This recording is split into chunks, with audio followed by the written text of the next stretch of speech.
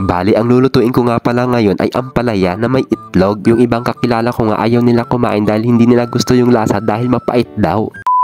Hi guys, ngayong araw nga pala, dahil kakapitas ko lang ng ampalaya doon sa farm namin, mapapasana all ka na lang talaga kapag nagkatotoo yan. Dahil ngayong araw nga pala, ang lulutuin ko ay ampalaya na may itlog. Naka-ready na nga rin pala lahat yung mga gagamitin nating sangkap para sa pagluluto. Naghiwa nga rin pala ako dito ng sandamakmak na kamatis at siling green haba. Nakapagbasag na nga rin pala ako ng 4 na pirasong itlog mo. Bali, maglalagay nga lang din pala ako dito ng kunting mantika para sa paggisa. Nung medyo mainit na yung mantika, saka ko na inihulog yung sandamakmak na sibuyas. Mura lang naman yung sibuyas kaya hindi ko na tinitipid. Mas marami, mas masarap. Bali, binigyan ko nga lang pala yan ng kunting mix hanggang sa lumabas yung aroma niya. Nung medyo naamoy ko na nga hanggang umabot dun sa kapitbahay, inihulog ko na rin yung kamatis. Bibigyan ko lang din ito ng kunting gisa-gisa hanggang sa lumambot itong mga kamatis. Medyo piniga ko nga rin pala ito sa kunting asin ang ampalaya para hindi siya masyadong mapait. Dahil ganun yung way ko sa pagluluto para matanggal or mabawas-bawasan yung kunting katas dahil yun ang nagpapapait.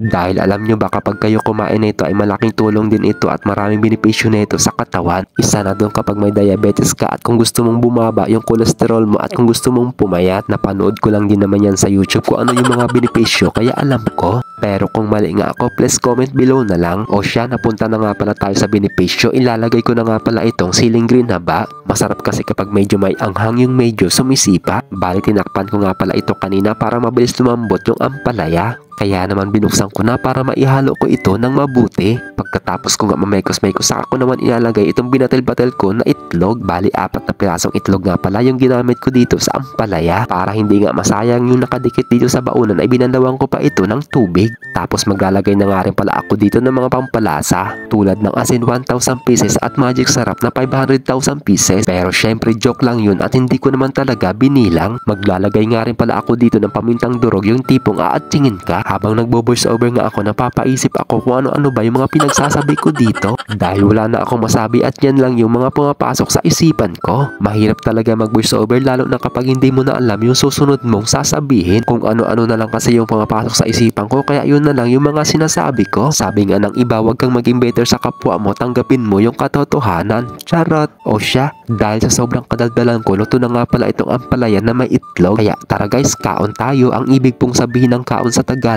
ay kain. Tapos syempre hindi na ako nagpahuli dito, nagsandok na ako ng kanin at ulam. Basta pagkain wag nang magpahuli-huli. O siya, first bite. So ayun guys, tara kain tayo. Grabe, sobrang sarap talaga nitong ampalaya na may itlog. Simpleng ulam at masarap pa, malaking tulong pa sa kalusugan mo. Kaya ano pang inaantay mo, magluto ka na rin ng ampalaya. So ayun guys, hanggang dito na nga lang din pala ang mini vlog natin. Hanggang sa susunod na vlog at mag-iisip na naman tayo kung ano na naman yung pwede nating lutuin. Paki-like, share, comment na rin kung hanggang saan umabot ang video natin para alam ko kung saan na ito nakakarating. God bless po sa inyong lahat. Thank you for watching. Bye bye!